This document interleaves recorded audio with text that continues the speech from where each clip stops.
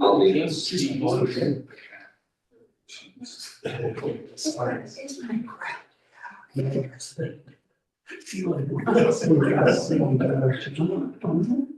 I think John's on working with last. Okay. This is not bad.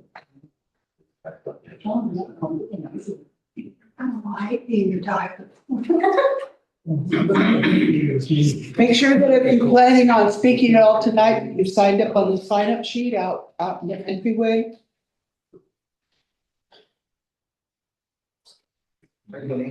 Hello. John, what's this one? John. He's driving by. Okay.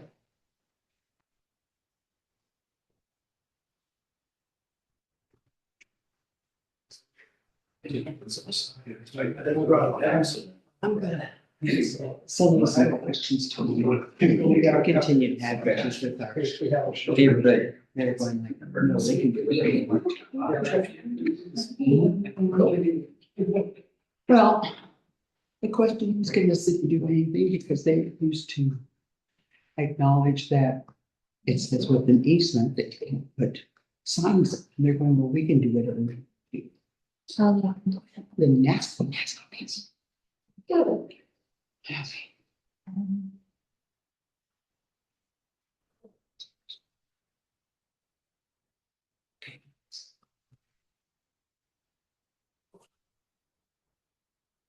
This is so slow.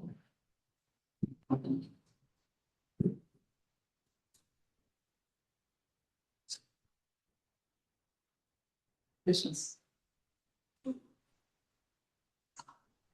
Those are wonderful. Is Chad not gonna be here? I guess not. Garrett would be here. Yes, Garrett's online. See the name. Chad Boone.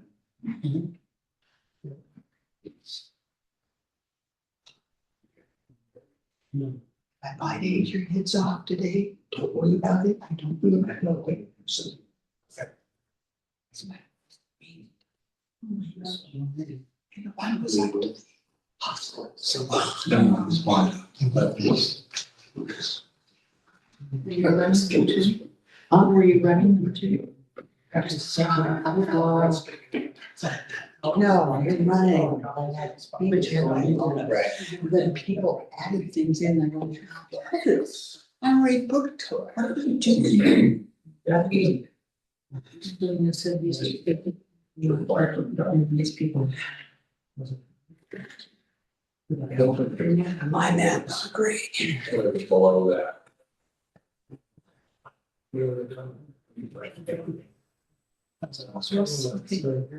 Oh, I just funny.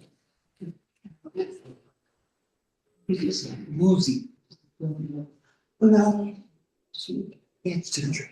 Oh. I will explain. Okay. Are you ready to go? Yes. Okay. 5:58, we have 2 minutes. Be sure you silence your phone. Unless you're a doctor or something. Obstetrician.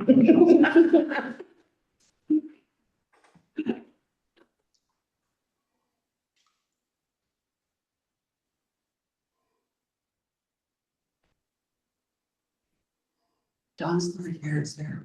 Okay. Is anyone else joining? No, and you Oh, yeah, Jody. you lied, didn't I you? did. I told.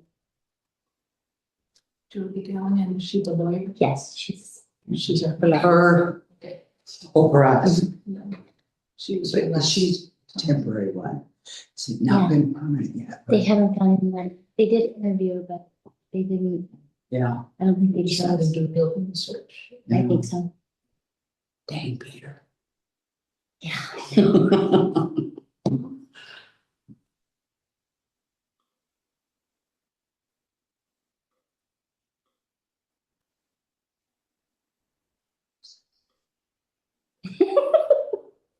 I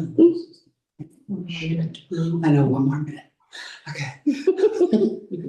Right? Breathe. Because you know me, once I get going, I don't give in, you gotta breathe. You gotta talk quickly. That's right.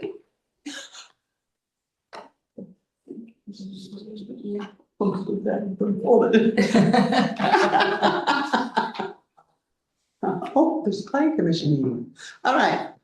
It's 6 o'clock. We call to order the Gearhart Planning Commission on Thursday, December 11th at 6 p.m. 5 members are here at location, and John is joining us from the internet, Zoom. And Garrett is there. Chad's not joining us today, and Angelina's here. Russ is asking for an excuse. He called me today. He had Mohs surgery, which I'm sure the older we get, we forgot to wear sunblock, so you didn't know about it. That doesn't need to be in the minutes, but just explain. So, but so he's fine. He just wasn't planning on doing this today because someone canceled an appointment, he could get it done. So he asked that he be excused. So do I have a motion to excuse Russ tonight? All right, Emerson has moved. Do I have a second? Second. Eric, one second. Eric second. Okay. All in favor say aye. Aye. All opposed say nay. All right, so Russ is excused and he just said he was taking some painkillers and that, and he had to drive to Portland, so it happens. All right, so we have the consent agenda. We have the minutes from October 9th, and Angelina gave us some adjusted, I think there was a spelling error, is what I saw, something, a typo. One word was changed from commissioner to staff. Right. And then, John Misford was removed because he wasn't here. Okay, all right. So, we have the minutes as fixed. Financial report from November 24th, and, we don't have any, we have correspondence about our public hearings, but nothing else. Do I have yes, ma'am? I have one small question for the minute, one small correction, page 2, under public hearings, it says none. We had public hearings. I did put them.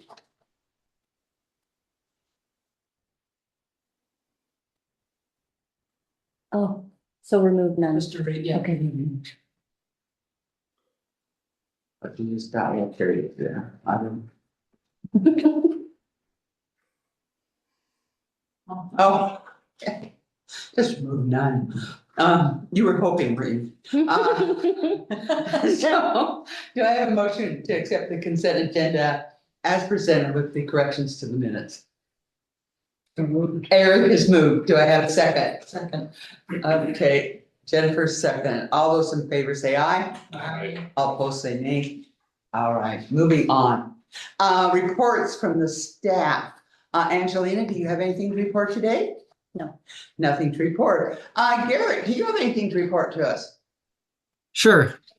So a few minor updates. One is that in January, we're trying to have Rhiannon Bazor from DLCD, who is their coastal shoreland specialist and Goal 18 specialist, come and speak to Planning Commission and present on some new dune hazard data that they have produced in collaboration with the State Department of Geology and Mineral Industries, that they hope local governments all along the Oregon coast will at some point start using to implement their Goal 18 elements. They've also produced a model Goal 18 zoning ordinance chapter for local governments to consider using. And we thought that this would be a timely topic and at least educational and potentially could inform some action on the part of Gearhart in reviewing our Goal 18. So just want to let you know that that's something that's we're trying to get scheduled for the new year. City Council adopted with a second reading last week the new floodplain development ordinance amendments that implement the Endangered Species Act pre-implementation compliance measures. So those are going into effect, and we'll keep an eye on any updates from FEMA on what they want us to do, other than what they've said so far.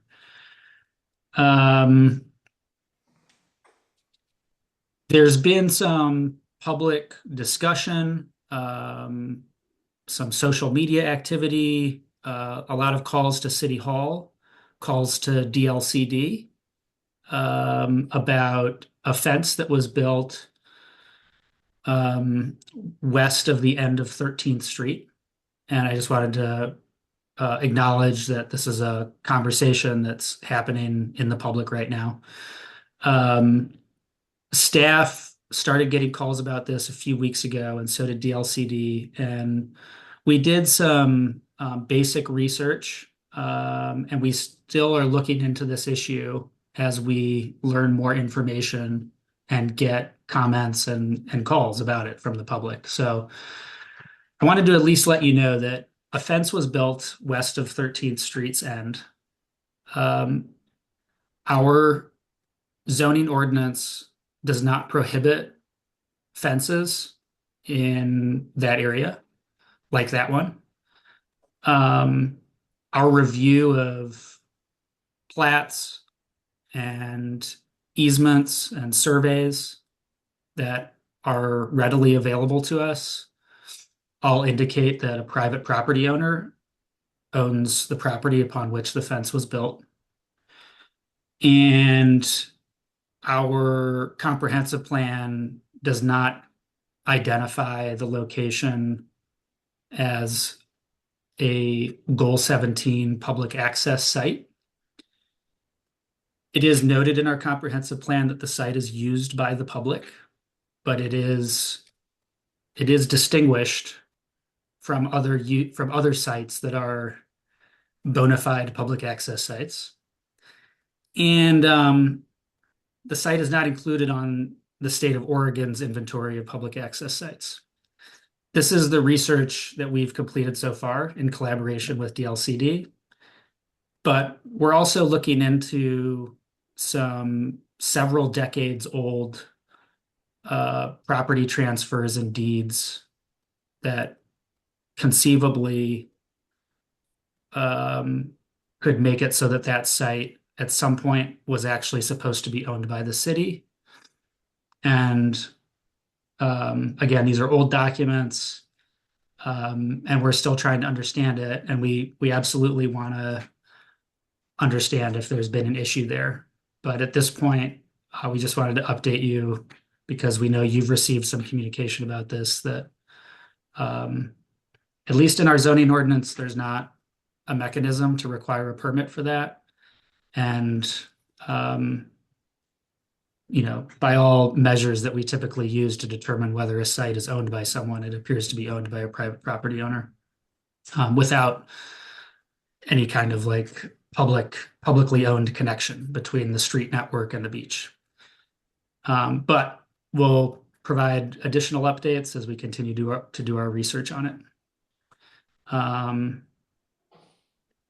And then we're going to talk about pickleball after the hearing, and that's it from me. But I'm happy to answer any questions about any of those topics or anything else that you'd like me to speak to.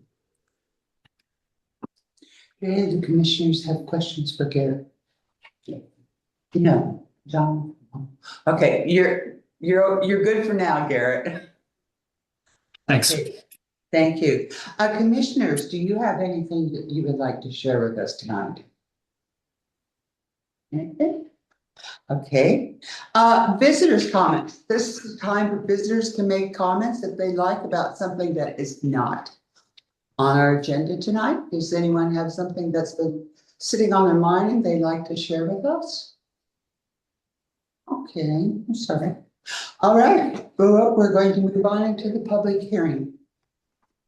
I will open the public hearing on file 25-10CU/B, conditional use and variance request for property. Oh, I'm sorry. I forgot. I'm supposed to ask does our land use attorney have anything that she wanted to share tonight? Nothing for me, and just as a Okay. formal introduction, my name is Jody, and I'm with BEH Law. Okay, all right, thank you. I'm sorry. I forget about Zoom and that. I'm sorry. We're gonna back up. We're gonna go again. So file 25-10 CU/B. Conditional use and variance request for property located at 1157 North Marion Avenue, further described as Assessor's Plat 610000000100. The request is to add one 4-bedroom suite to an existing hotel conditional use in the resort commercial C-2 zone and to provide up to 10 fewer parking spaces than required. I'm required to read a disclosure statement. All persons testifying shall be deemed parties to the application and must provide their name and full mailing address if they wish to be notified of the decision, continuances, appeals, or other procedural actions required by the code.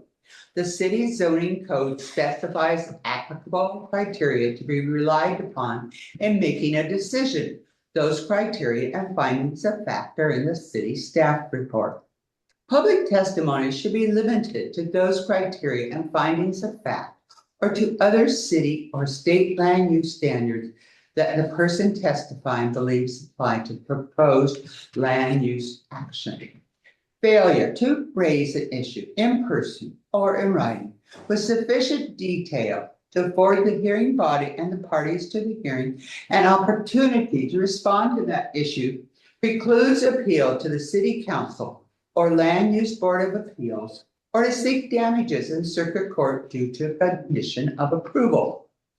Before conclusion of the initial evidentiary hearing, any participant may ask the Planning Commission for an opportunity to present additional relevant evidence, arguments, or testimony that is within the scope of the hearing. The hearings body shall grant the request by scheduling a date to finish the hearing, a continuance, to a time and date certain, or by leaving the record open for additional evidence, argument, or testimony pursuant to ORS 197.763(6)A through E. You need to ask the commissioners, do you have any, you need to declare a conflict of interest in ex parte contact or personal bias. I visited the site. You visited the site? Did Eric visit? Yes. Emerson? Yes. I did. John, did you visit the site? I've been to the site many times, but not in the last couple weeks. Okay, but you are familiar with it. Yep. All right. Okay, I need to ask the audience if there are any challenges to the commission's ability to make an impartial decision. Seeing none, I will move on. Garrett, it's time for your staff report. All right, thank you. So this is a conditional use request that we required because hotels are conditional uses in the C2 zone. So when you expand a hotel use, you're supposed to get a new or effectively revised conditional use permit where we review all of the findings and criteria for approving one and make sure that they are still okay for the expanded conditional use. A conditional use was granted in 2011 for the hotel in the main building at McMenamins for 21 rooms. So it's been about 15 years. And another conditional use was granted in 2017 to expand hotel use in the Golf Barn building, I think it's called, which is closer to Marion Avenue and a little bit to the north of the main building.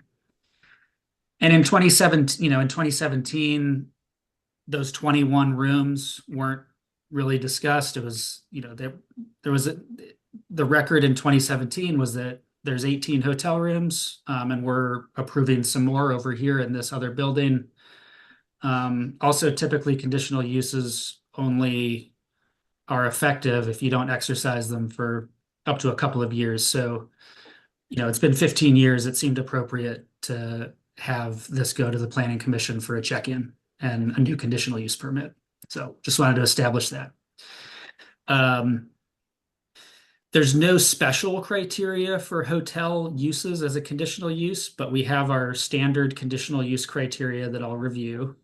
The main issues that have come up so far in reviewing this are with parking. And staff, even at the beginning, when initially reviewing the application, had trouble understanding the parking calculations from the applicant. And so we went ahead and right away noticed a hearing for a parking variance as well. And we were arguably rushing it, and perhaps we shouldn't have done that, but we're having the conversation tonight, and a continuance is on the table if you want to keep the conversation going in January, to consider all of these issues and give the public a chance to consider them further. So I'm going to start reviewing some more of the details from the staff report.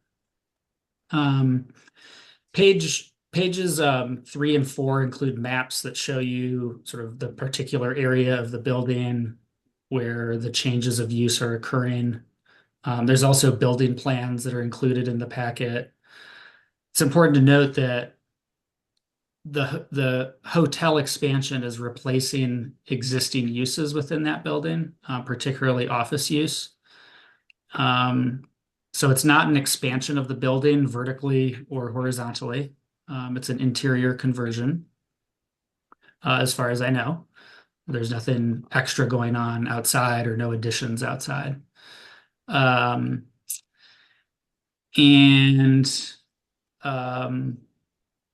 Yeah, so let's start going through some of the details here, starting on page 4 with Article 4, transportation requirements. Staff didn't identify issues or additional requirements that the applicants need to meet regarding the transportation requirements of Article 4. So traffic impact analysis isn't required for a change of use of this scope. There's no changes to access being proposed, etc. Where we'll start having some more in-depth discussion is on bicycle parking. Bicycle parking in Gearhart zoning ordinance is generally specified as a number of bike spaces that are required based on the number of vehicle spaces that are required. So there's some questions in the staff report starting at the top of, the bottom of page 5 and the top of page 6 about how we're going to calculate the bicycle parking requirement. And I think that this discussion basically needs to be deferred until after we talk about what the vehicle parking requirement is, because what I've asked you all to consider is whether we should consider this a commercial use or an other use for the purpose of bicycle parking. But in both cases, the number of bike spaces is going to be based on the number of required vehicle spaces. And we have some questions about the number of required vehicle spaces. So let's move on to that. Section 6.060, off-street parking and loading standards, on page 6 of the staff report.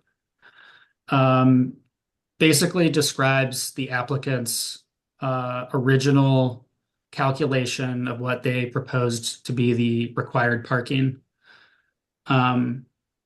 Since then, we've received, we had questions about that way of doing it. There's questions about parking impacts on neighboring properties, and the applicant has some new information that I think they'd like to share. They've shared with staff, and that honestly, we haven't had time to completely process all of the communication, but I think they want to share it with you tonight, on what they think the required parking calculation is. And overall, the argument is going to be that they have enough parking to meet the minimum required parking specified in Article 6 of our code. There's interpretations that need to be made on how different parts of the building are assigned to different uses in terms of square footage. Is some office space that has a desk for a manager of the restaurant office, or is that restaurant? Is the how do you count the stairwells? How do you count the lobby? Things like that. And the applicant has a proposal they've been working on in recent days to discuss that further.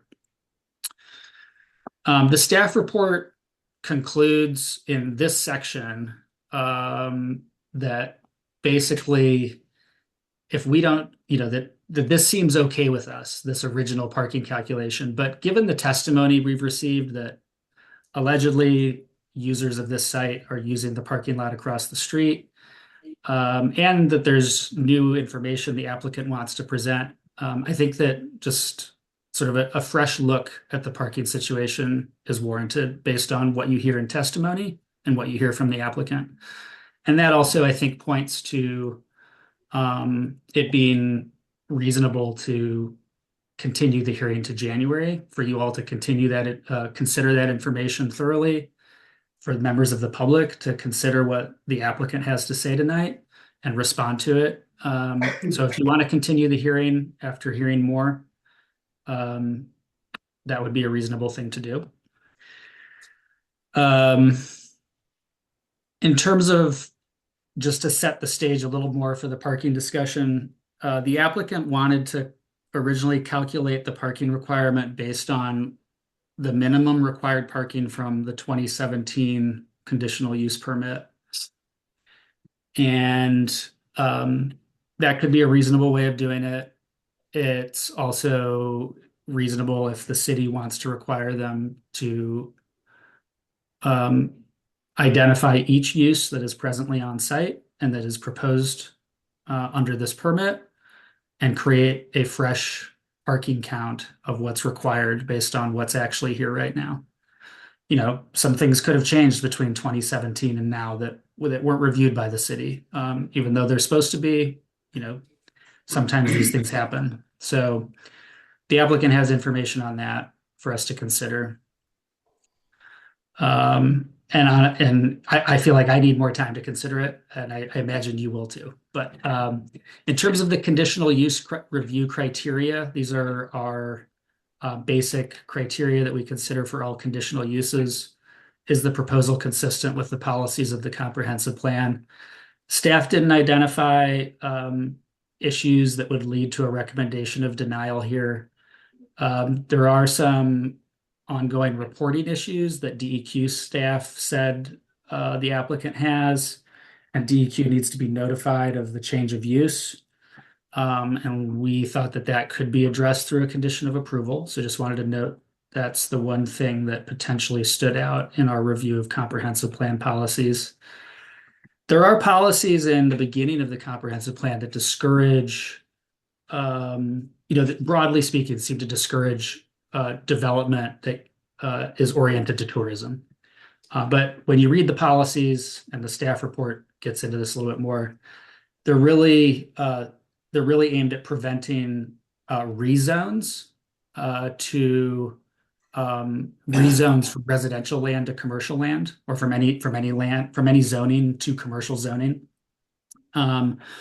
or for and preventing like the development and support of major tourist destination facilities, which it's a bit of a judgment call, but the addition of one room didn't seem to staff to be supporting the development of a major tourist destination facility. Moving on to the other conditional use review criteria. So after we review the policies of the comprehensive plan, there's the criteria about whether a demand exists for the use at the proposed location. And staff take the developer, the applicant's willingness to invest in this as an indication of demand. We also consider whether there's been any similar developments recently that have failed, apparently as as a result of there being a lack of demand, and that doesn't seem to have happened. We don't have any other information to suggest that there's not demand, so this criteria is okay, it seems. Criteria 3, this is one that needs to be considered, I think, in more depth.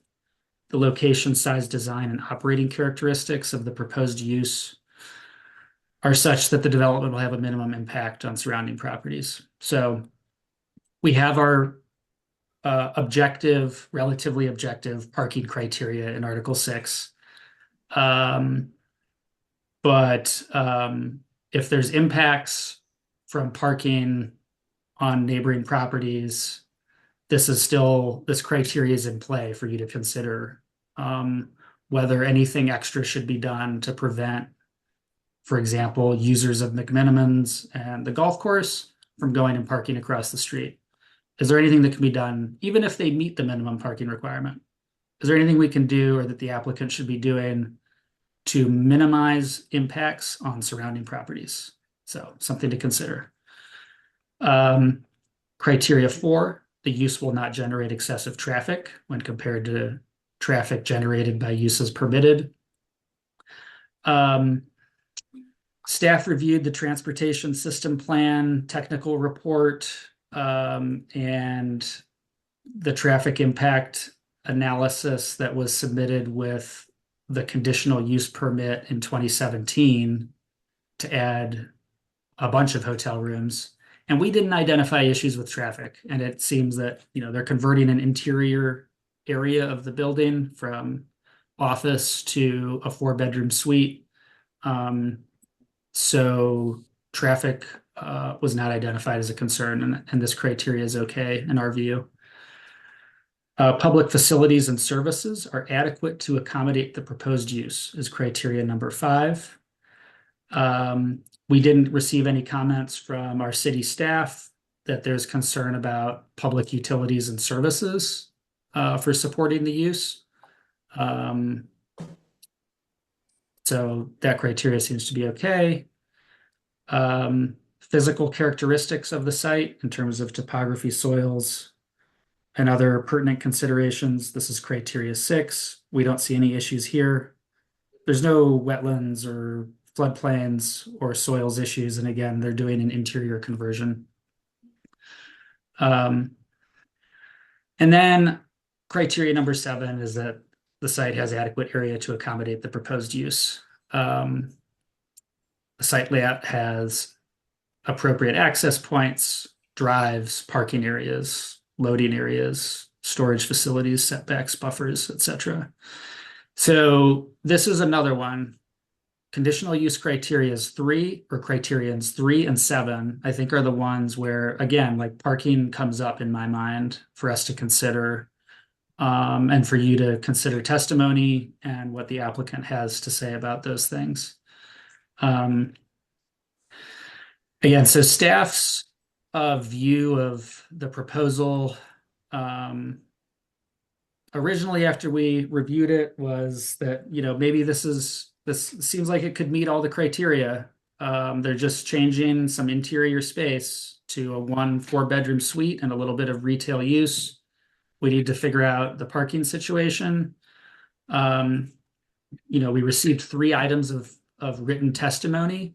One of them wasn't addressed in the staff report, and I would say it was the one that most directly spoke to the approval criteria. And that was from, let me see here. This is testimony that's in your packet, but it was submitted after the staff report was done, from Bruce and Suzanne Thiel, or Thiel. I apologize if I'm mispronouncing. And they identified that they questioned the parking calculation and think that you guys should dig into that and that it should be looked at carefully. They also identified that they think that McMenamins users are parking across the street at the condo parking lot.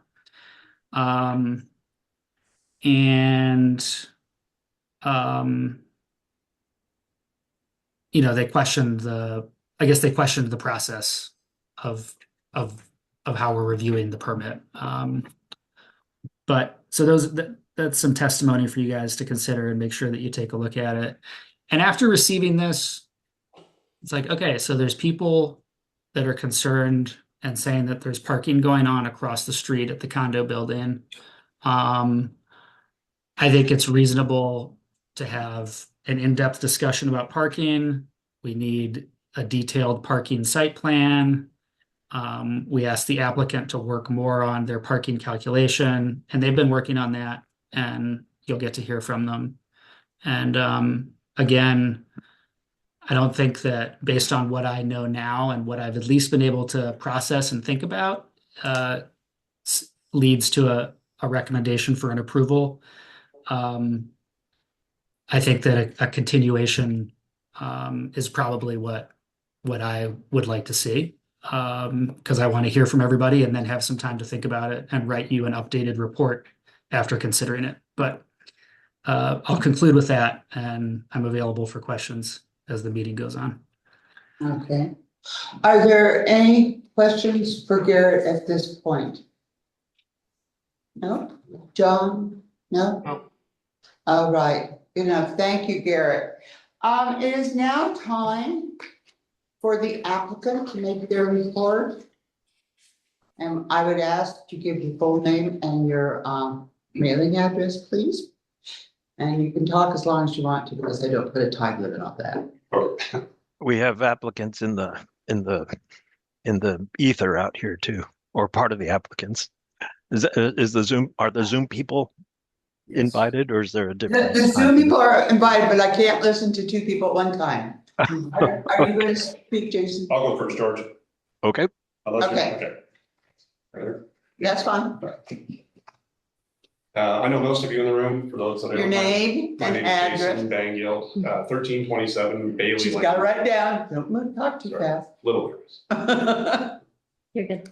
Got it. Okay. I know most of you in the room, for those who don't, my name is Jason Bangill, General Manager, Gearhart Golf Links. Stop this. Okay. You're not your audience, we are. I do this once every 14 years, so. Okay. So you're done. That's great. Okay. I take my role in this process to be as honest as I can and as helpful as I can. What I've done the last couple of days is try to address some of the issues that Garrett brought up, specifically the parking and the DEQ requirements. The packet that I gave you, which is double-sided, I apologize for that. That was not my intention. It's the way it's written. That was walking the site to come up with the number of parking spots that we have, and then the ones that could be treated as overflow down at the maintenance building, which is that one there. Giving us a total of 133 parking spots. I have some comments about the DEQ requirements as well, and some comments on the bike spots, and I can either just tell you those or. This is your chance Okay. to say whatever you want. Okay, so the easy one first, as far as the bike spots, my note says that we have a zillion spots for bike spots. There's a lot of room for bike spots. My calculations, there's room for 3 more of the bike rack that we currently have in the southwest corner of the building. There's room for 2 more of those right beside those. There are room for more of the racks to the north of the deck, which is on the east side of the building. There's room for more south side of the deck. So I don't know the number that we need, but there's room for plenty, in my opinion. So that's the bike racks. The DEQ requirements, I'll read you a quote if that's okay. This is from EMS, which is a company that we use to monitor and service our septic drain fields. This is from Dylan Walters, who's the on-site maintenance tech. I'll just paraphrase. It says, based on flow data we've retrieved over the last few years, it appears that we have been consistently between 35 and 63% for the main treatment system for the max design flow of 49-45 gallons per day. Depending on the design of the suite addition, it could be feasible to tie into the main treatment system. We will need more details on the layout so we can more accurately gauge additional flow to the system.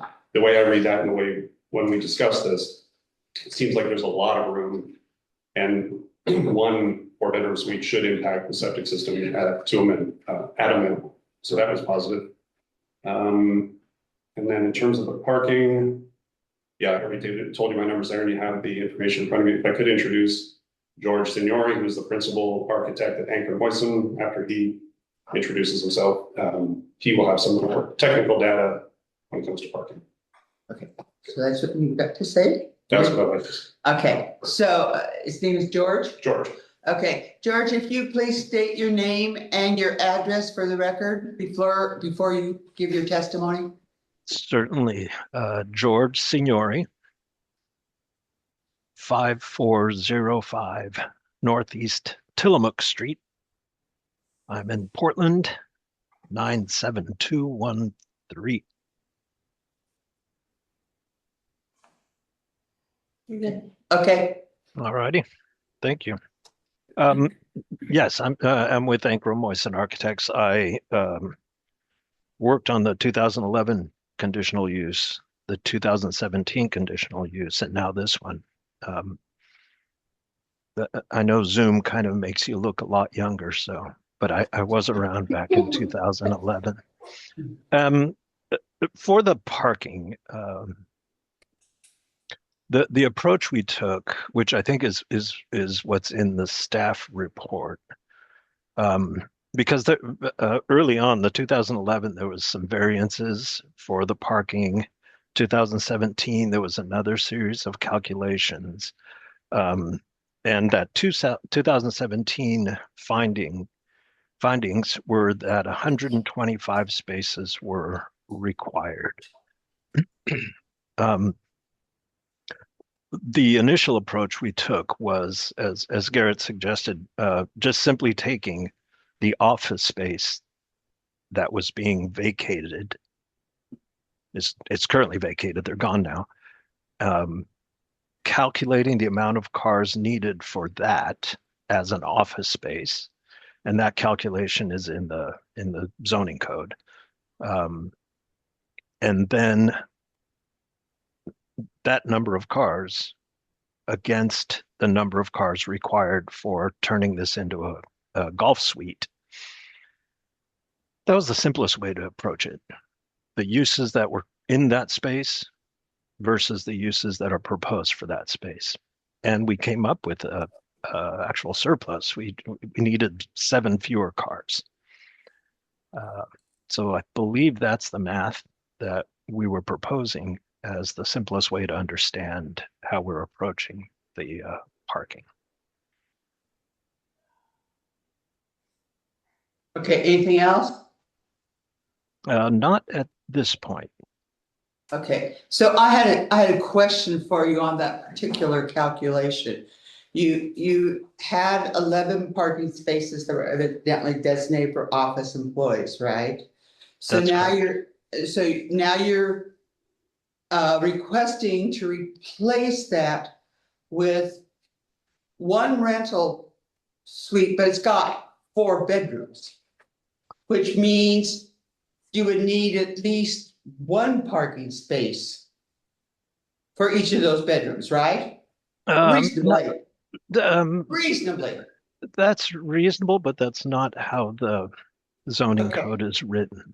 Okay, but when we have vacation rentals, we do it by the number of bedrooms, not that it's per house. Okay, so The that's the zone- way, Sorry. but that's the way I'm looking at it. All right. So Mhm. I'm thinking it would be reasonable. If there was a family coming down, or I think 8 golfers is what I thought was coming, and each of them had to drive their own vehicle. But to allow only 1.5 parking spaces, and you rounded it up to 2 for a 4-bedroom suite.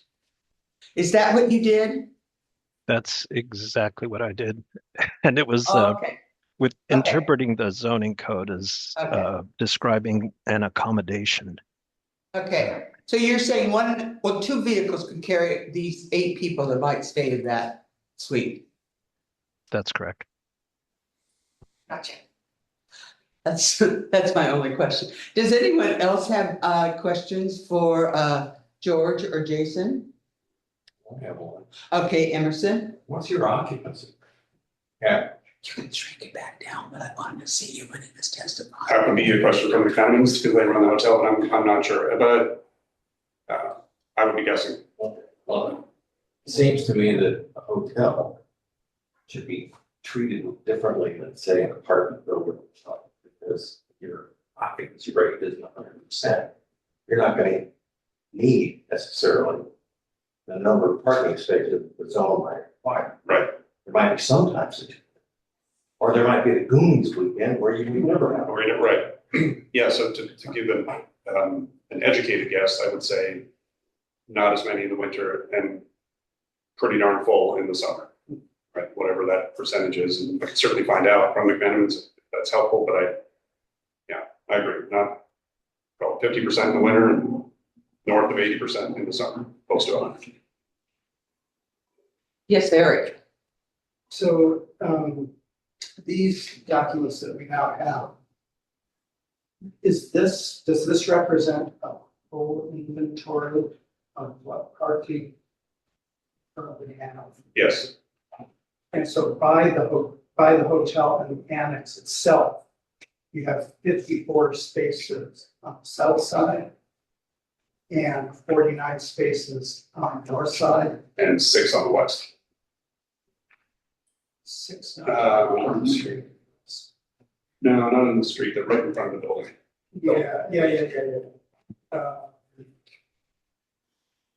Something, yeah, there you go. There, and 6. Yeah. Okay, so, 55 plus 54, so there's 99 spaces. Yeah, 109. 109, one, so Yeah, so sorry, 109. 54 plus the 6 gives you 60. And then you're counting, your statements that you actually have 133 because of the overflow paid at the main shed. Overflow or employee or just available parking at the maintenance building, yeah. And so these configurations are different than what was in the plans that we got. Is that right, George? For example, the configuration in these plans, in the site plan, has different numbers. Even the configuration to the north of the annex is even, it's set up differently in this picture with less spaces.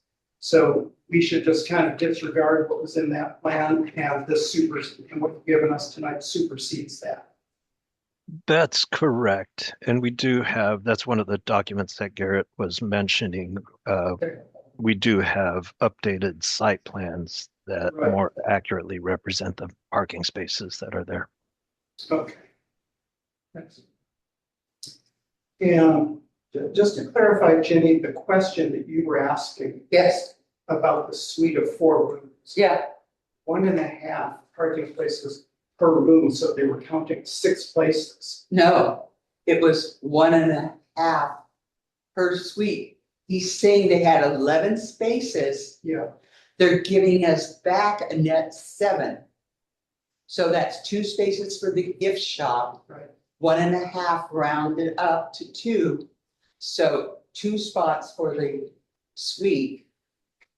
I read it differently on page 6. That's on the information from Staff report. for the staff report. Right, so I'm misunderstanding. No, that's on the letter for Mr. Signori, and that's how he figures it. The letter that you had attached to the application. Oh. That's so.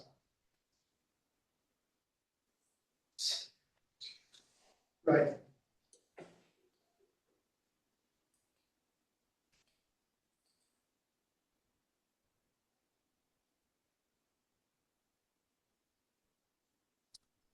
Oh, so that is different than what was in the staff report. Yes. This is my. One guest room at 1.5 space rather than 4 guest rooms, each at 1. That's my problem. That came from that, because that's obviously different than what was in the staff. That's report. my problem. Got it. Thank you. Okay, Okay. all right, I'm glad I brought that up. Okay. I wasn't understanding. all right. Don, did you have something to say? Well, I just would like to check the math on that. So, Jason or George, your letter says there are 128 off-street parking spaces, correct? It says that. And Jenny, I think if you're saying you need more than 2 cars for a 4-bedroom suite, I think in theory, that's probably accurate. I would say maybe, let's say that should be 4 cars. You know, I don't know if you've ever been on a golf trip, but you would take 8 cars and put 2 people that aren't driving the same car in the same bed. So let's just say 4 cars. So basically what that does is add simply 2 parking spots to the required number, which would be, make it 127. According to, if you, I'm just going on your paradigm, which is actually still 1 less than what is required, or what they do have. Right, So, I just thought it was, yeah. I haven't been on a golf trip, but I've been on other trips. Okay, any other So, questions? yeah. Let me just ask, why does this letter say there are currently 128 off-street parking spaces when we're, currently there are 133? Because I believe you counted them differently, is that correct? Yeah, I think in the last few days, George and I have been visiting and revisiting this, and this was the most recent. Yeah, that's the most recent. Okay, so it really is 133. Okay, okay. Did you have any questions? I had, Yes. and George had said that he came to you said you came to the number of 11 spaces for the vacated office space based on the zoning code. So that was based on a formula rather on the actual number of employees that used to work in that space?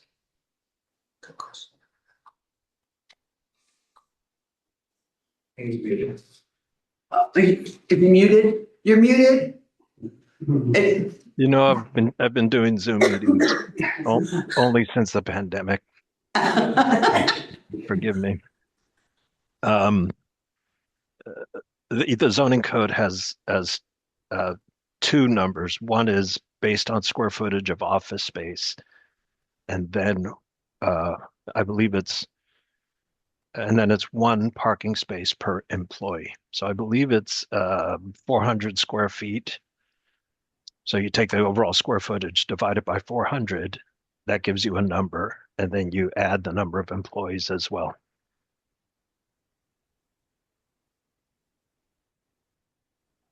That's the answer. Okay. That makes sense? Not really. And I was curious because that was one of the points that had been made a comment of, is that there were not that many employees using that space, and to have counted 11 people was not accurate based on the actual usage. And so I just wanted to know how it was done. So this was a formula. It was a formula, and I think, Jason, I think you had counted 7 employees in there. So I think if you divide by 400, you get the 4, and then plus the number of employees. Yeah, that's right. And I confirmed with Paul Tice, who you all probably know at Gearhart, and his quote was there were 5 to 8 employees in the office, depending on the time of year. And I think at the time in 2017, I think at the time it was 7 plus the 4, which is 11. John, did you have any questions? I did. I think it's probably been answered, but I'm not sure I heard it very clearly. So if I could just ask for a clarification. The number of spaces shown on the document that we were given today is 109. And yet there's a statement that there's 133 or maybe 128 or something. There's something that has been said that I'm missing about how you get from 109 to 133. Could someone just say that again clearly? Sure, John. There's one page that you might be missing, and it's the maintenance building. So there's a north lot, south lot, and the west side of the building, and then there's the maintenance building, which has an additional, how many? 24? Yeah, 24. An additional 24, which gets you to the 133. Okay, so that's not on the document we were given. It It is. might be on the back side, John. Yeah, it's a, John, I emailed it over at the start of the meeting. Yeah, I'm looking. Oh, is that? Oh, I see. That's the other picture. Yeah. That is in a very different format. It's Yeah. looks like an aerial photo almost. I see it now. Okay, good. Thank you. Okay, any other questions, John? Nope. Okay, I have a question for you, Jason. You're saying you've got this overflow area. How many people actually use that? Well, a lot of our employees in the maintenance building. Your employees use it? Yep. How many employees? Well, there's 18 at max. Okay. Between the golf department and the maintenance department. Okay, And then in the summer, so 100% of the maintenance employees would use that okay, parking lot. And then in the summer, when we're really busy, some of the golf employees, the ones that work in the push up, park down there and either walk or take the shuttle. okay. So reasonably, we couldn't count those places during the summer. Because they're most likely filled. No, I'm sorry, I misled you. So of the 18 employees we have, about half of them are at the maintenance building and half are in the golf department, and they don't all work every day. Okay. So in the maintenance department, okay, I see what you're saying. In there's probably 4, 5, or 6 on any given day that are in the maintenance department. There's some days where there's only 2. And then when the weather's like it is this week, not one of the golf employees is going to park down there and walk to the pro shop. But in the summer, when we're busy, then they will. We have to look at it at your peak time. Yeah, So okay. that's So why I'm at a asking peak the time, we question. still wouldn't have 18 employees working on any given day. Several will have the day off. Okay. I understand what you're saying. And how far would it be for the people to walk from there, say to your hotel, your main hotel? So the first hole is 340 yards long. Not the hole, the No. hotel. I'm getting to my answer. I'm showing you my work in my head here. First hole is 340 yards, so add another 100 to get around Quarter that. mile. Quarter mile. Quarter of a mile. Is that one? 440 yards. I'm Canadian metric. Yeah. Okay, we can do the meters too, but, so that's, you would agree that's a bit of a distance. Which is why we have a shuttle. Nice. Oh, you have a shuttle? Okay, all right, So. all right. Yes, Derek. At peak time in the summer, roughly speaking, how many spots are being used up at the range, buying fields, the golf course? Half? No, less than half. 5 or 6, the maintenance guys, and a few from the pro shop. So, so- I meant over, less than half your team, not the 33. Oh, Or not the 24. 24. Correct, yeah. So you've got 8, 9 spots used up by employees over there. At the most, yeah. At the most, Yeah. Okay. Okay. All right. Do either you or George have anything more to add? No? Just a quick clarification Yeah. on the zoning code language. Mhm. Because I think that's kind of the only thing we have to work from.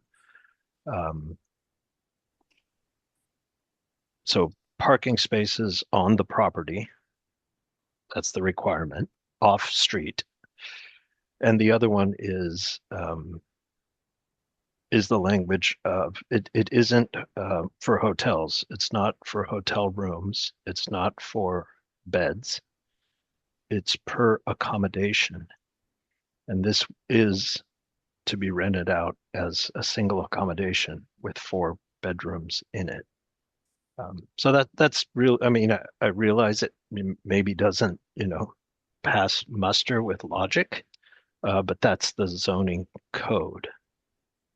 So that's the reason that we use that number. Certainly if we want to, as somebody suggested, we still have a surplus, even if we counted them as 4 separate rooms and applied the 1.5 per room. But I guess that may be the bigger question, and Gearhart was getting at that. If that method of calculating parking is understandable and appropriate, to just say what the space was before, take those parking numbers out and add back in what the space is going to be used for now, then we can, with a more limited scope, we can redo math as you see fit. All right, thank you. One more question, please. Your bike racks, would those be in existing parking places or those are not parking spaces? If you put more bike. Oh, would they be in part? No. Okay, that's, I wasn't sure about that. All right, thank you for the applicant. It is now time to hear from proponents, opponents, and those with neutral comments. I have people listed here. Okay, Jason, you're there. Jeff Daggett. That's me. Okay. Sorry, I thought we had to sign in again, and so. Okay, you don't have anything to say. Okay, no, that's just fine. David, I'm sorry, David, I can't read your last name. I was the same thought as. Okay, we had do you have sign anything in. to say? I have nothing at this time. Okay, and I have Carlin Graham. Nothing to say. Nothing to say. I'm so glad you came. Nothing to say. Do we have anyone in our audience that wants to say anything? No, all right. So I assume no one wants to say anything for, against, or neutral. Is that correct? Well, There's someone online, just to let you know, to check with. right, but Angelina checked and There's no hands. no hands, nothing indicated. All right. So the applicants have nothing to rebut. They've given us their testimony. Therefore, I'm going to close the public hearing. Now is the time that we will discuss amongst ourselves. If we have any questions, we may still have some questions. So we'll go from there. So we've heard what Gearhart has said. And I think he kind of indicated he wanted to do a little more studying. Is that correct, Garrett? You know, I think it's if you want more time, then I think that's reasonable. But if you feel comfortable moving ahead tonight, I can work with you on that and write up final findings that reflect our discussion. I think that's just some key points that we need in deliberation are just a finding on what the required parking count is, what the count of parking existing is, and what the implication for bike parking is, whether it's a 1-to-5 or 1-to-10 ratio. And yeah, I think that's okay. If I wasn't sure what kind of testimony we'd be getting tonight, but if you want to move ahead with the decision, that's fine. Okay, all right, thank you.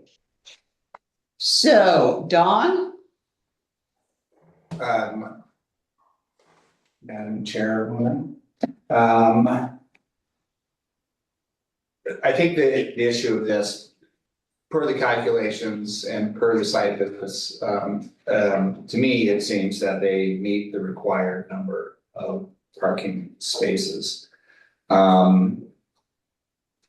I did contact also Paul Tice today, who's the manager for Gearhart by the Sea, and asked him how many parking spaces he has. And we had a rough count, that entire complex, which includes Gearhart by the Sea, the golf course, the McMinimans, and public parking on Marion, it roughly is about 345 parking spots. And I know in the summer, especially let's say 4th of July or Goonies weekend, as people have described some things, that is maybe not enough. It's overflow for sure. But I'd say general use for locals and visitors that will suffice by far. I've parked in all of those parking lots and on the street. And remember, about a year ago, we had those rocks removed that were blocking public parking and or parking for condo owners and that kind of stuff. So in my mind, that's a lot of parking, and I don't really want to pour any more asphalt and impervious surfaces in this area, especially if we get this. We know the kind of damage that does.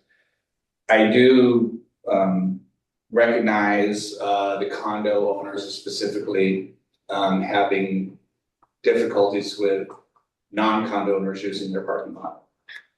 Also guilty of that. However, to me, that seems more of an enforcement issue between the Gearhart by the Sea, the McMenamins and the golf lanes, as far as ensuring that their people use the proper parking lot. And probably that's mostly an educational type of thing. But otherwise, adding one hotel room in the existing building, I don't have any problem with that. Thank you. Commissioner Eric. Yeah, I feel like I should say something, but I'm kind of confused, so I don't quite know where to start. If you want me to come back to you, I will. Yeah, I think I can figure it out. First off, I'd like to thank you for contacting the manager, Mr. Bowman, of your policy. Manager, Manager, that was a good idea. Can I ask more about that conversation then? Yes. Did this man say? Paul Tice. So, did he give any clues to, yeah, this is a big problem, those hotel and golfers are always filling up our spaces, or there's no real comment like that? To be fair, Paul's comment was, I don't really want to ruffle two feathers. He wants to sit in the middle of the fence because he's a representative of the condo owners. But he also is, he would say, sympathetic to what the golf course is trying to do. As you guys probably all know, that they used to be in the sand trap building or the Kelly House, whatever you want to call it, and then have built an office across the street.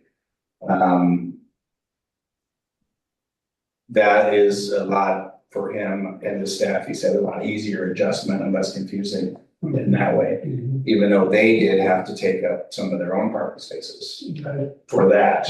But he didn't relay that was a problem, but he did say he was getting a lot of phone calls and stuff like that. So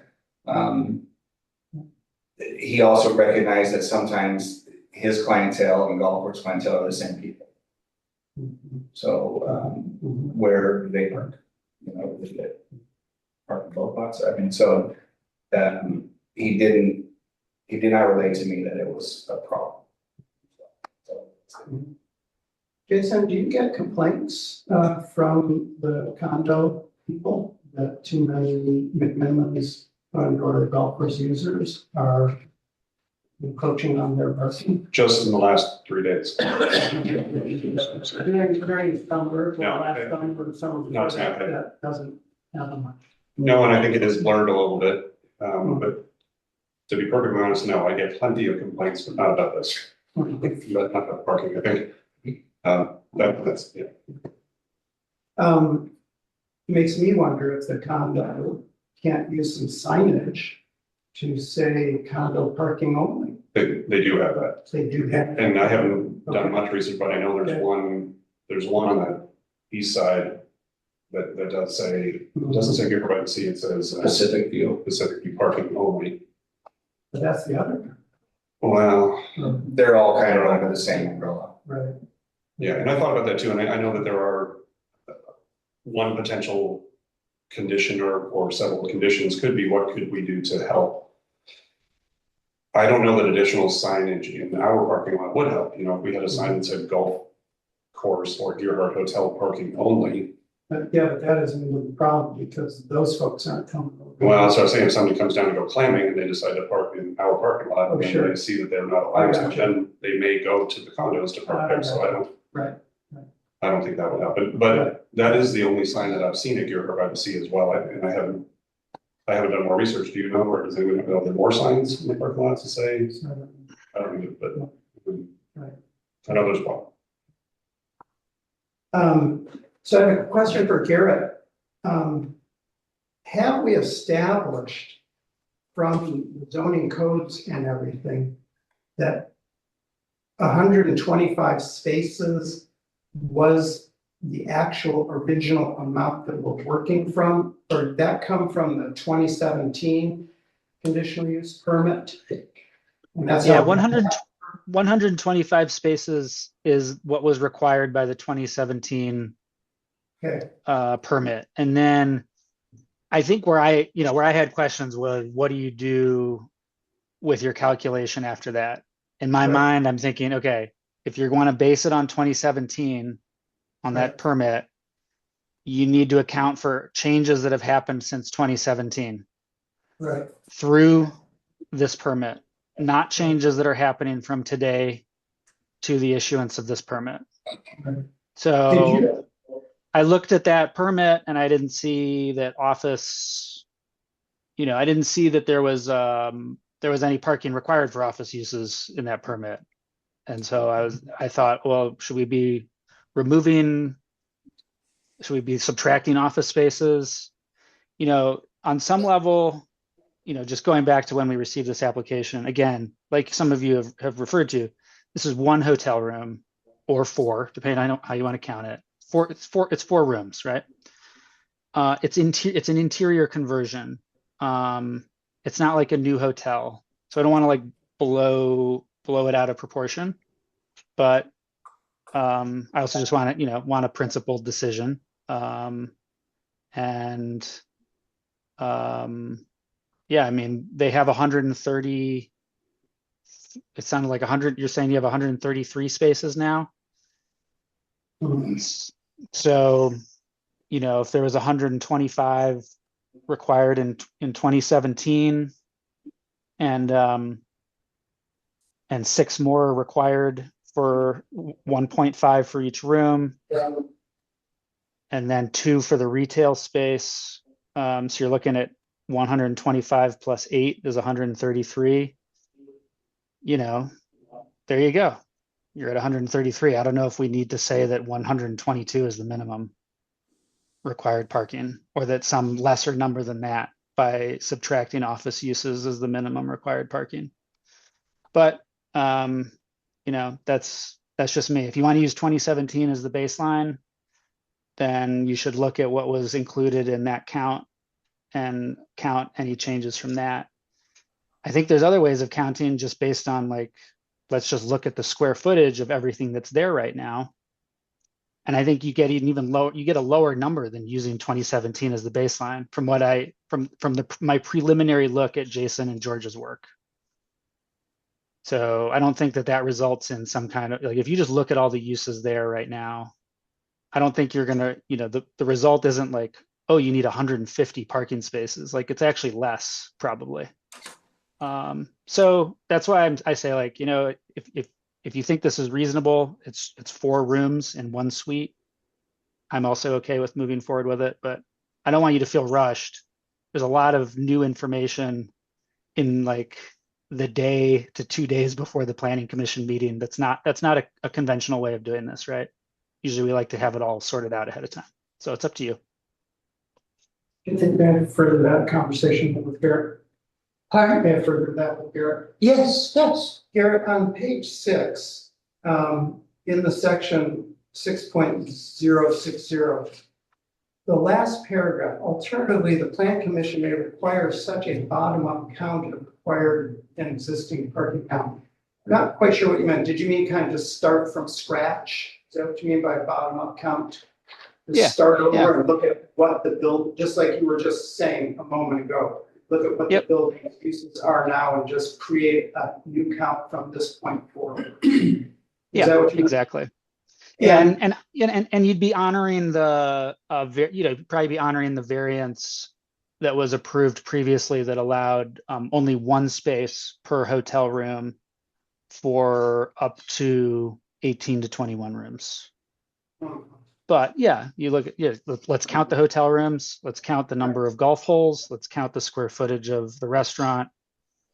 If there's any office that's not just supporting those primary uses, let's count that as a separate use. But if it's all just any commercial use, typically will have some office for some kind of employee that has to do some desk work. You don't need to count that as an office use. You didn't do that, did you? I didn't know. I wasn't clear enough on the square footages to even do it. No, based on the plans. So I I did not do that myself, no. Okay, but just a moment ago, while you were describing the alternatives, you kind of were thinking out loud. I think you were kind of doing a back of the envelope kind of calculation out loud about how you came to 125. 120. No, so 125 was established as the minimum required parking, as the required parking in 2017. And the findings in 2017 included a small table with a breakdown of how they got to 125. Okay. Yeah.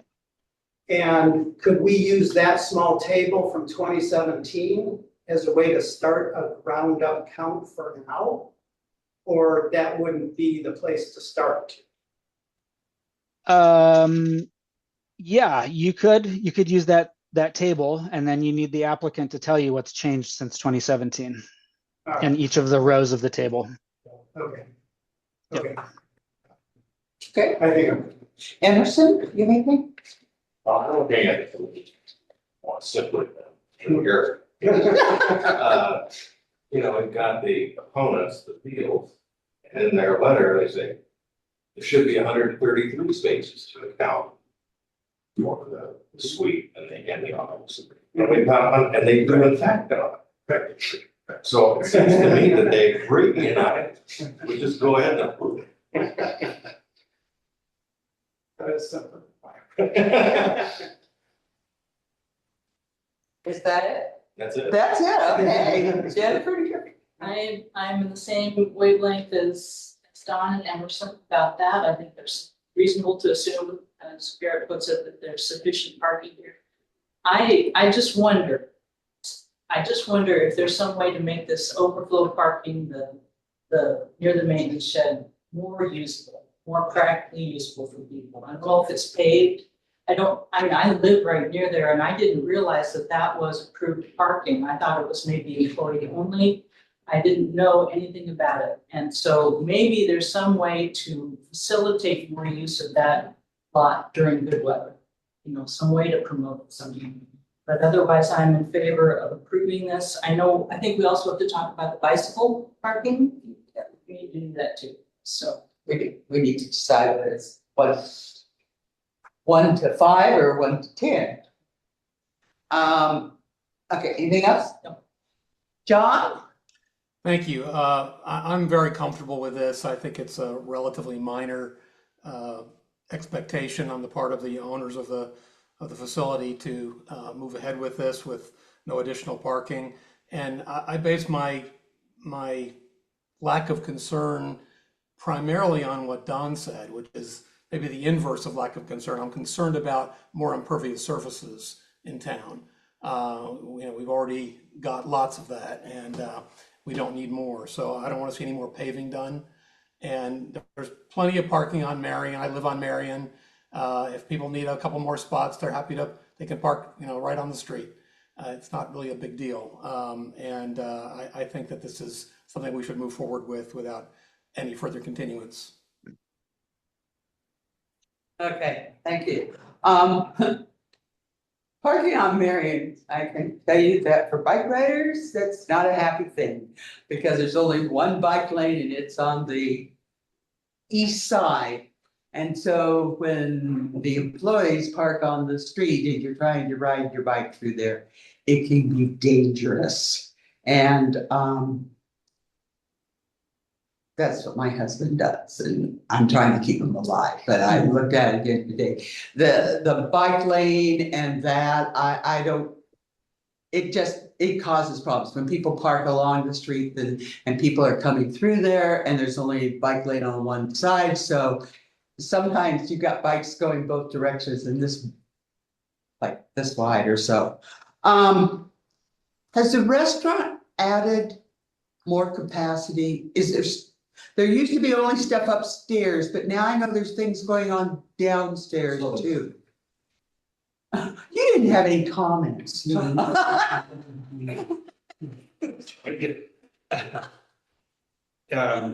has not expanded since I've been here, which is Okay. going on 15 years. Okay, I just know people think I was on the commission in 2017 and I don't remember this conversation. I remember other conversations, but I don't remember this one.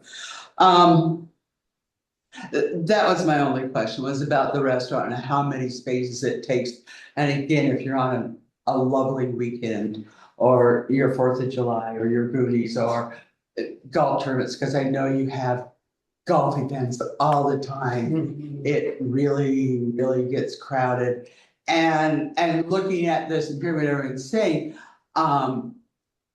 where do people check in for the hotel? Just right in the front door on the west side, so coming from Marion. Okay, but the office is gone, so they go to the front desk, what is it? So for the Gearhart Hotel, they walk in the front door of the Kelly House, the main building. Yeah. Going here, and there's a like a kiosk desk right in the hallway there. Okay. So you would turn left to go Okay. to the old Gearhart by the Sea office to check in for the condos, but for the hotel, it's right in the hallway there. Okay, So right, well, yeah, just past the. okay, guess it's the okay, lobby, so yeah. that doesn't take an employee? Is that correct? Is there an employee there? To check people in? Yeah. Yes. Okay. Have we counted the employee in all these numbers? I think so. George is nodding, so. Oh, George is nodding, okay. Yeah. An employee is required, one office manager parking space is required, and that was Okay. included in the 2017 calculation already. Okay. Yeah. That probably eliminates one of those 11. If we go ahead with this, my suggestion would be certainly that you look at something to people as they check in, say, this is where you can park. Period. Because obviously you don't want to infringe on the condo people. And even though Don has freely admitted that he is parked all over the place, we don't want to be a community where we have tourists and impacting those that live here. And so that is an important consideration. Okay, so we've heard from everyone. The only thing that we really haven't discussed is bike spaces. If it's considered a commercial, you have to have 2 bike spaces. Oh, no, it says per primary, 1 per 5 vehicle spaces, or 1 per vehicle spaces if it's other use. 10. 1 for 10. I'm sorry, I'm just long day. Is this, what do we think? Is this commercial or other? What do you think, Don? Think it's commercial I mean, or other? I don't know what the difference between those are. What, Garrett? What's the difference between Yeah. commercial and other? That sounds really strange. So, I mean, yeah, this is a collection of commercial uses, but it's a mixed commercial uses. It's a mix of commercial uses in a location. It's a mix of commercial uses, including golf, where people typically wouldn't bike with their golf clubs. A hotel where, you get people bike to hotels on bike trips, but I guess 1 to 5, the ratio on some level violates my intuitions about how much bike parking is appropriate here, and how much is needed. And it seems like an interpretation that this is mixed commercial classified as other for the purpose of bike parking seems like it could be appropriate. They would probably have they already have 1 rack of 6 bike spaces, and if they had 2 more, that's already tripling the amount that's there on site right now. And then there wouldn't be then there'd only be 3 of those racks instead of 6 sprinkled throughout the property. I think it's reasonable if you want to say that they only need to have 1 to 10 ratio instead of 1 to 5, because it's a mixed commercial. It's a mix of commercial uses, and some of those uses just probably don't get a lot of bikers. There we go. That sounds reasonable to me. I know that a bike rack by like the outdoor dining. So people could kind of put their eyes on the bikes, might be a good idea. Okay, so Garrett has essentially given us some options here. One would be a continuance. Two would be to approve it with the recommended conditions, and those conditions are listed under recommended conditions on page 9, 1 through 6.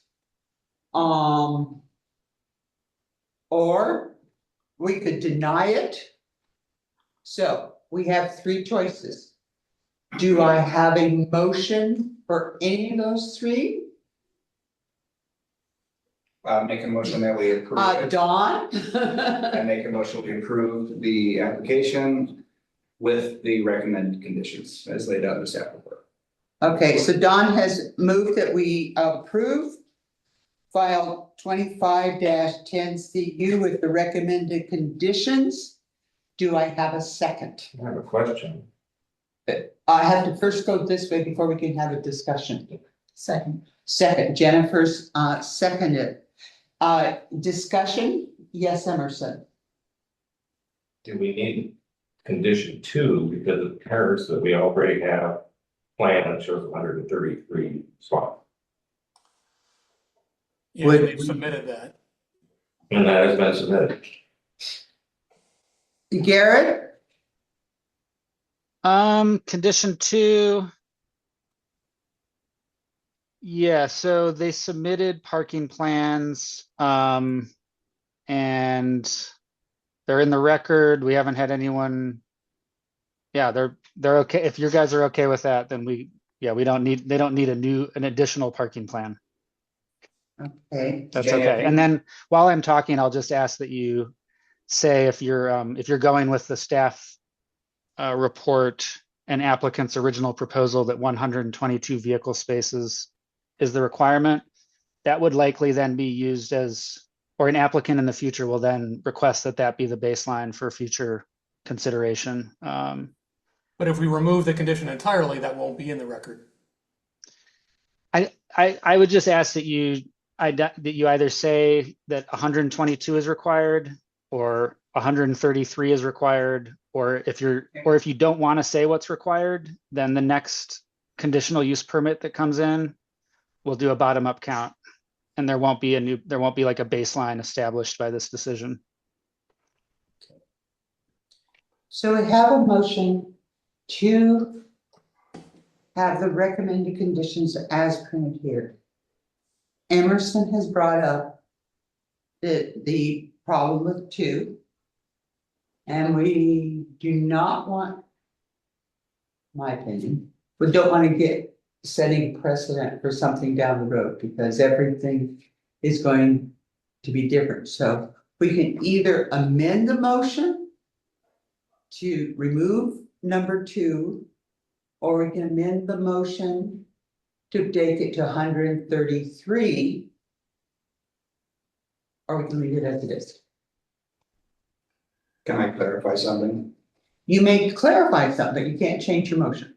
Fair enough. I just thought I heard Garrett say that through this discussion that we would come up with what we thought the number was. And we have obviously landed on 133. Yes. So I just presumed that he would change that to 133. So that was my mistake then. To be up on the top of it, we will, Emerson, would you like to amend Don's motion to 133? I'd be happy to amend those. All right, so Emerson wants to amend his motion. Do I have a second to that amendment? Second. Eric is second to amend the motion to 133. All those in favor say aye. Wait, oh, sorry. I have another question. Oh, Are we voting on? Yes. approve these conditions? no, we're voting on changing Just the that amendment. condition. Gotcha. Okay, I'm good with that. Those in favor say aye. Aye. Okay, so you changed it to 133. Everybody say aye. Everyone said aye. Was there another issue, Eric? I just wonder if we have to specify the bike issue in here in the same manner and put a number to it. No, because the findings in the hearing, we all decided it was other, and that will be the findings in the hearing. We decided that. Yes, we did. Okay, We all nodded our head. okay. Is that okay with you, Aaron? It's okay with you, it's okay with me. Okay, oh, okay. I agree, very few people probably ride their bikes with golf, Yeah. but I have seen people with the little thing dragging along behind, so. Just to, may I clarify? Yes, John. Oh, I'm sorry, I forget you. Not a Yes. problem. I understand I'm very small here. Yes. You said that, related to the bike finding, you said that it's going to continue to say with no change, according to the findings made in the hearing. Right. I want to make sure that we have in the record of the hearing that we have recommended 2 additional bike racks of 6 each. No, what we've recommended is that it's considered other. Therefore, what the other says is 1 place for bike per 10 spaces. So each one of those bike racks holds how many? 6 is what they have on site right now. 6. Yeah. So reasonably, if he puts in 2 more, that should take care of it, I right? agree. I just want to make sure that's in the record. Yes, no. Okay. Are we on the same page, group? On the same page, John? I still have one concern about number 2. Okay, Because we've gone back and forth a little bit. At one point, we said we should remove it entirely, and then we Right. said we should clarify that it's 133. yes, I would recommend that we just change the language of it to remove any reference to submitting anything and say this, Okay. the applicant shall maintain a minimum of 133 vehicle parking spaces. we have voted on the motion to change it to 133.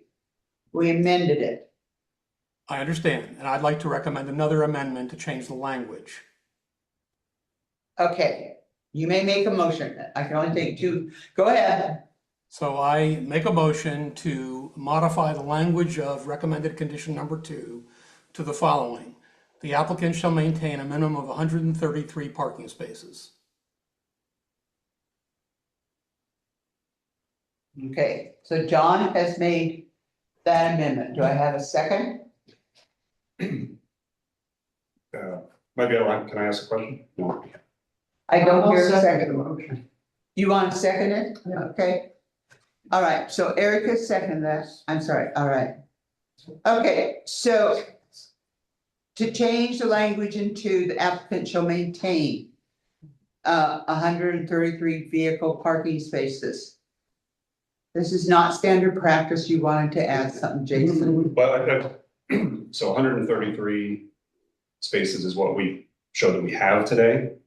And I was just, maybe I missed something, but I was just confused how that became the number. Because we're throwing out 122 and in 2017 it was 125, and now because we've shown we have that many spaces, that becomes the new must maintain. Yes. Can I speak to this? Yeah. Yes.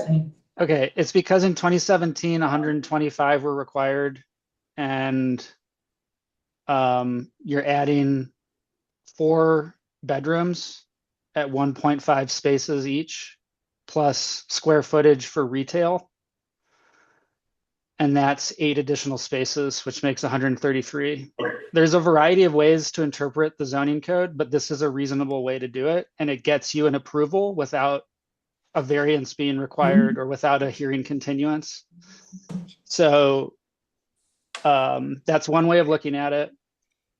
It also assumes that like all the retail space, which I think is reasonable, like there's a bunch of retail space that's not included in that calculation, and it probably shouldn't be, right? Because it's for the pro shop, and it's for people that are already going golfing anyway, or it's for selling T-shirts for people going to the restaurant. They're already going to the restaurant anyway. So there's a variety of ways to interpret it, but this actually seems like a reasonable one, and it's a way to move forward with findings and an approval of the conditional use permit.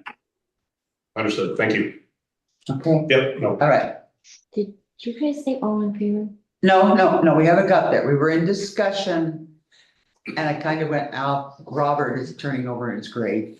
You seconded, Eric? Okay, 'cause Angelina didn't get, but I'm sure it was you. So we have the motion to change the language in number 2, the applicant shall maintain 133 parking spaces. I think I said a minimum of, A minimum, yes. okay, to maintain a minimum of 100, okay. We've had discussion, we need to vote on that amendment. We've amended it once, this is the amendment of the amendment or something, brother, I'm totally confused. But we can only do this twice. Second one. Huh? This is the second one. Yeah, well, I know, that's twice. All those in favor say aye. All those opposed say nay. Nay. On the vote against it. All right, so we're back. We're back to our original motion. Have we discussed enough? We have not discussed enough. Just need to clarify the bike thing again. They need 13.3 spaces. Do we 133 times, 1 for every 10?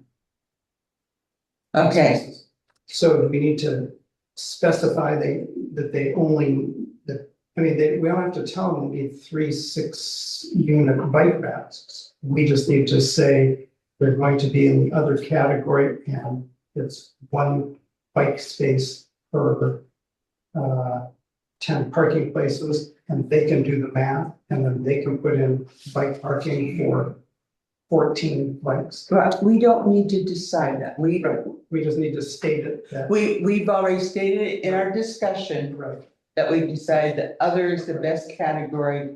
That it fixed because it's really and think of a retail store, purely a retail store, Right. as compared to something that's a hotel, Right. golf course and all of I get that. it. And so, Right. You were making comments that they needed 3 bike racks. that's what Jason had said he was going to have in.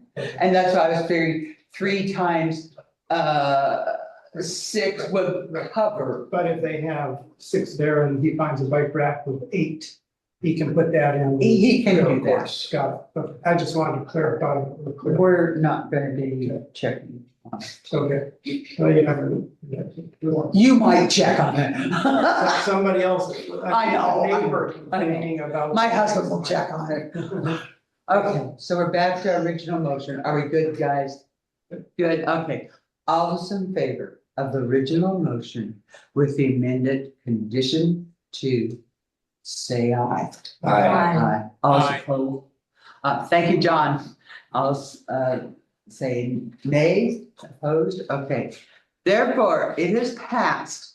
You have heard our concerns and we hope that you will take those under consideration to control the parking. I think that's always the big issue. And so if you want to leave, now is a good time. I excuse you. Thank you very much. Okay. Thank you very much. Thank you. Thank you. Adios. Hey, George. Okay. George, if Thanks, you want to Thanks, leave, Sharon. you Thanks, can everybody. leave. Unless you Thank want to you. stay for- unless you Oh, I want to gotta stay go for home. pickleball. Oh, pickleball. No, I got it. Don't dare ask for a parking space for pickleball. Okay, thank you. All right, let me figure out where we are. Oh, agenda. Okay, so we have unfinished business pickleball. Garrett, what would you like to say about pickleball? All right. So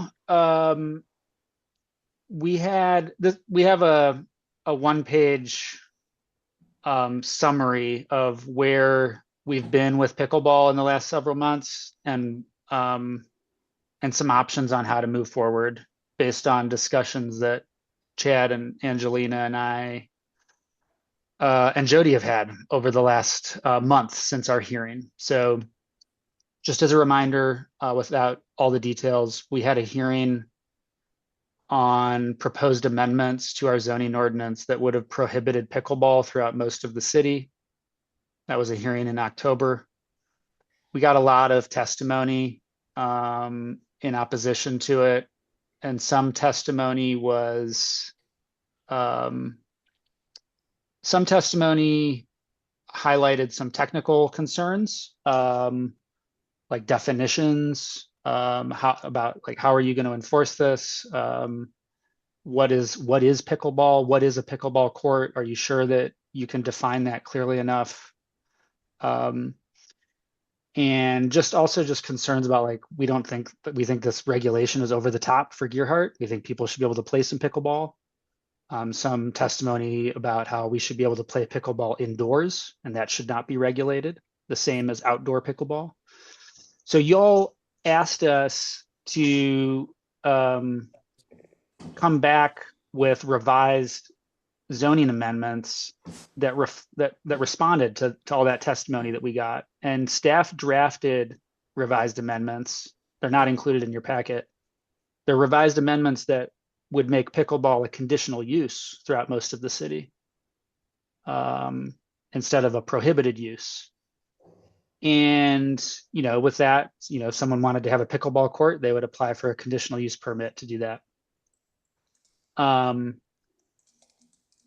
They're very simple amendments, like just several lines of text. But we had trouble overcoming some issues that were raised in testimony. And that's related to how you actually define pickleball. Some of the testimony identified multiple other paddle or racket sports that have court dimensions that are either identical to or within a few feet of the court dimensions and striping dimensions of pickleball. So, in terms of enforcement, if someone went ahead and said, I'm not going to apply for that permit, I'm just going to go and do this, we would really have trouble saying that it's a pickleball court unless staff went out and started taking videos of people using, playing pickleball on the court. And if you recall back to this summer, we were deciding originally whether we should just use our nuisance noise ordinance or the zoning ordinance to address pickleball noise. And there's some diversity of opinions on that amongst staff. But there's, one of the issues that Chad had raised was it's hard for staff to go out and record decibel noise levels to enforce the nuisance noise ordinance. That's somewhat burdensome. Can we do this through the zoning ordinance? And now we're in a situation where we're having trouble defining pickleball in a way that's specific enough and unique enough where, again, we would again need staff to go out and take recordings to regulate pickleball and enforce it. And so we just wanted to check in with you about whether we want to move forward with this. Another consideration that we have at the staff level discussing with Chad is just that there's a lot of work to do, and we want to keep pickleball in context in terms of its prioritization. So at this time, we as staff can either bring our draft amendments as they are back to the Planning Commission for a hearing. This would be in February at this point. We can spend more time trying to find ways to define pickleball that don't require staff to go out and record people playing pickleball or doing what they're doing on their property, in order to administer and enforce the ordinance, the draft amendments. And then we can, if we find a solution to that, we can let you know later. And a third option is for now to, I guess, would be an indefinite pause or stop on the zoning amendment project. And the expectation that would go along with that option is that staff will be responsive to requests to administer the nuisance noise ordinance and go out and take decibel level recordings when the occasion arises. And so at this point, Our light recommendation is number 3. It's up to you, but this is, after some discussions amongst us and encountering the issues we're encountering with redrafting the amendments, this is what we've come to and wanted to get your input. All right, thank you, Garrett. Are there comments?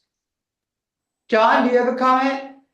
Yeah, I do. I've been thinking about this quite a bit since this first came up when Terry first came to the meetings this summer. And, I've read all the correspondences, of course, have all the commissioners.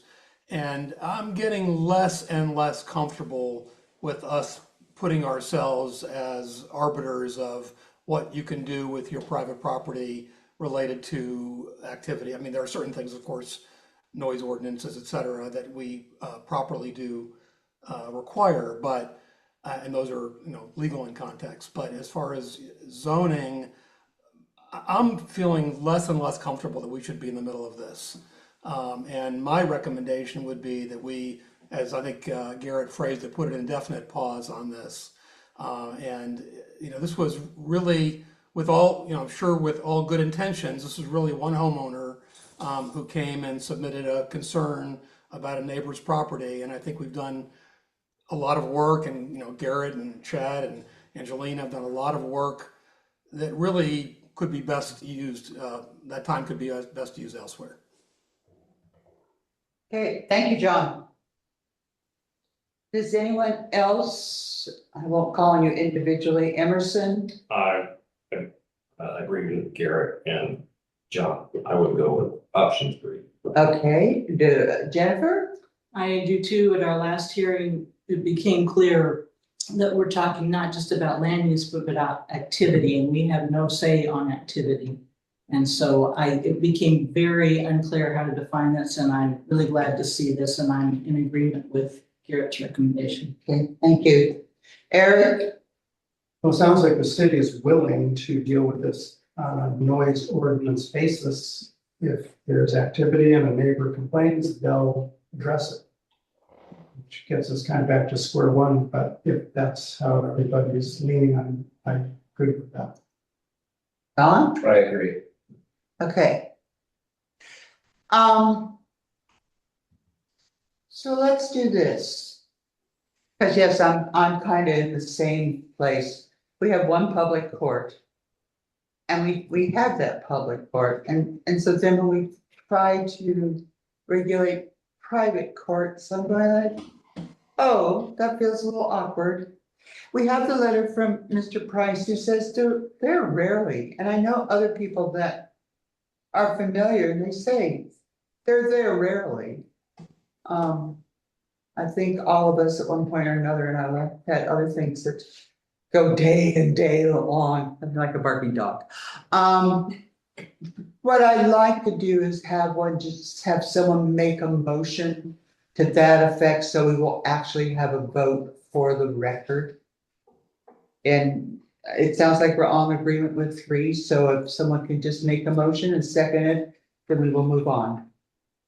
Jennifer? I move that we adopt option 3 to stop the pickleball zoning amendment project with the expectation that the staff will be responsive to requests to administer the noise ordinance. Thank you. Do I have a second? Second. Emerson is seconded. The motion is to adopt point 3. All those in favor, say aye. Aye. All those opposed say nay. Okay, Garrett, we have agreed with you. Okay. All right, thank you. And we will, if something comes up in the future, we always have that option to go back and revisit this. All right, moving on from there. I have to get up to my front of my notebook. We have no new business. Do we have information discussion? I've never seen that there before. Is that something new? That's when Garrett has something that you. Garrett, did you have something you wanted to say? If some of you wanted to leave at this time, that's fine. I understand. Angelina, was there something that that you wanted me to speak to right now? I think we were done. No, we're done.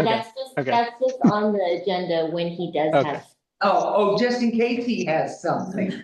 Okay, do we have any concerns for the commission? Yes, Eric. I just want to thank Garrett for reporting on the beach access and fencing, and signage and that issue. And just ask you to keep us apprised of what Gearhart is doing and where we stand on those things. Okay, thank you. Thank you. I just have one comment. I think we skipped over our budget. Yes, John. I think we skipped over our budget discussion. And we normally do that very briefly, but I would just like to point out that we're still running hot. We're running at about 40% of annual budget versus where we should be at 33% because 1/3 of the year has passed. So we should keep an eye on that. I think last time I've raised this, I was pretty much told, don't worry about it, but it's a budget for a reason, so. Okay, thank you, John. John, you I did. Gary, you said next month the DLCD is gonna give a presentation. We're still trying to figure out if it's like, if it will be January or February, but Okay. yes, we're trying to organize that. I think what I communicated with Jenny and Angelina about the fence is what brought it up, but maybe a proper explanation to the commission and the community about what does an urban growth boundary mean? What does the Palmer line mean? What does the beach build line mean? The no build line, you know, just maybe have that laid out for us, not tonight, but maybe at that DLCD meeting. So we just all are on the same page with that, because I think that'd be good. okay, got that? Yes. Thank you. Okay, anything else? Jody, do you have anything for us? Do we have any questions for Jody? I just You're wanted to tell you, lucky. you were a delight and you make me laugh. So thank you for Oh. that. Good. We try to bring joy into people's hearts. All right, it is 8:47. 7:47. Feel like. I think it's an airplane, isn't it? We're dismissed. Hey, Garrett, thanks everybody. Thank you. Thanks, Tom, thanks, everybody. You guys want to hear the noise attenuating